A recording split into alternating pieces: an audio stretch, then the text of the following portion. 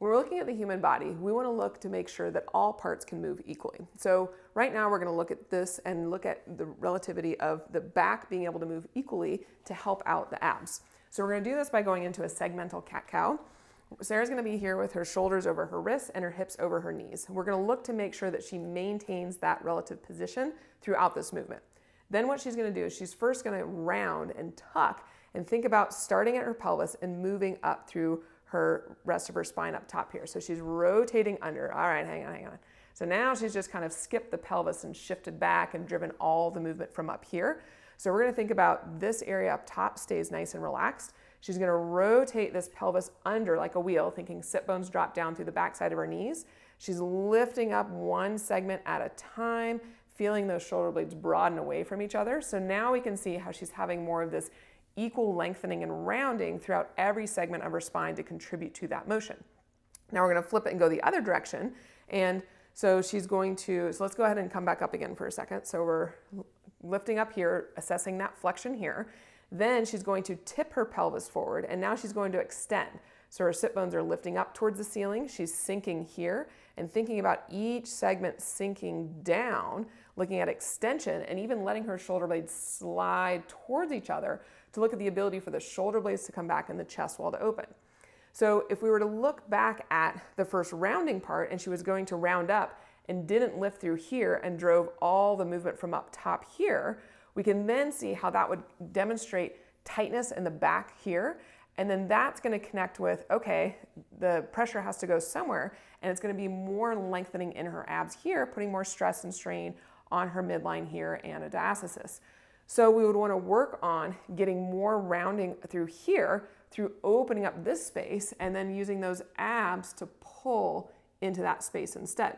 Now we can think about how if this area is really stiff and the abs are really lengthened and kind of more weak, that it's going to be this tug of war and hard. So we might have to do a little bit of release work first on these paraspinals, do some other kind of passive exercises to open up this space, but then working on that ab strength to pull into that place that we've gotten to lengthen will kind of get the double bang for your buck, where you're getting that tightening and compression in the front to get more lengthening in the back to have it be more of a permanent change. So let's go ahead and check out another exercise to work on that idea. Perfect. So what we want to do is we want to work on strengthening to help create range, not just stretching. So this is active range, and active range is a range that we can own, we can use it, we can have it in upright posture. Passive range, when we stretch to get something, can be good, but we often can't own it when we're moving or doing things. So one of my favorite exercises to help with this is a crunch. So we're going to go through a few scenarios that are going to be kind of fun, because I think this one's, we skip the good stuff here because it's easier to cheat on this exercise than it is to do it correctly. All right, so go ahead and let's show us a good cheat, Anna. Pick what you want. All right. What do you like to see? Okay, so no more cheat codes. So if your client tries to do an oblique crunch and they're like, my neck, what that is telling you is they are not driving the motion from their abs. They are lifting from their neck, and they're probably lifting from their chest too. So they're probably getting a chest contraction, their hip flexors probably contracting big time, and their neck is going to be stiff. So I like to go ahead and have people lift their head just a little bit to start, and then go ahead and do their crunch. Now, the way we want to drive through the abs is to think about coming up and over. So demonstrate another common cheat for that. Okay, so what I'm seeing from my view is a side bend, where instead of Anna coming up and over using those external obliques, she is side bending toward me. So you'll see that side bend happen, and that's a good exaggeration, but you'll see that side bend happen as a compensatory strategy. And a lot of times people will be like, oh, my QLs are so tight. And you're like, yeah, well, you use them instead of your obliques. And so one of the things we want to think about is having them, go ahead and bring me your other hand. So what I like to do is have somebody wrap across, and then what I'll have them do is, instead of initiating the motion from anywhere else, I'll have them think about pulling that rib down and in, thinking about trying to get their rib to touch the other side of their pelvis.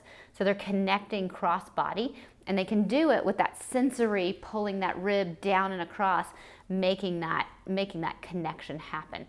So you're getting that really good cross body activation. Now, what that's also gonna do, go ahead and come up and reach toward the ceiling too. What we're gonna do with this reach, and go ahead and inhale into your back for me.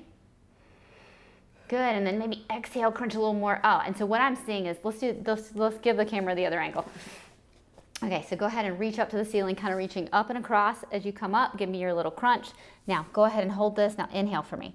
Good, so I'm seeing this length here, and then as she comes up and across, she's decreasing the space here in the front, and she's increasing the space in the back. What that's gonna do is improve the flexion in that high hinge point, and it's going to improve her abdominal activation, which is good. You didn't know you were going to get such a workout, which is going to be amazing if she had diastasis recti for helping to connect those two sides, connect those abs, and get more abdominal activation instead of her back activating all the time. And then that's going to really help clear up that high hinge point. And so go ahead and flip over and let's see your cat-cow segmental. So thinking about that reaching through when you do that crunch, what we're doing as we reach through and come across, we're allowing expansion here, and then that allows us for more flexion so we can get that nice, even, rounded motion. So it's not coming from the neck and shoulders. I mean, look at how beautiful that is. So it's not coming from the neck and shoulders, and it's also not coming from a clenched, tucked bottom.